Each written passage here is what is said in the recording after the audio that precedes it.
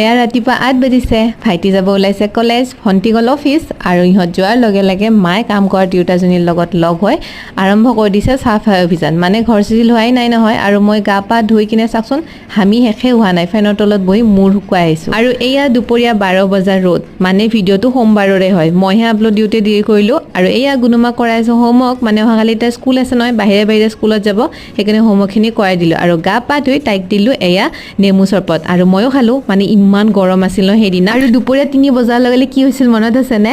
আকাশখন কলা কৰি আহি গৈছিল নহয় একেবাৰে ধুমুহা বতাহ বৰষুণ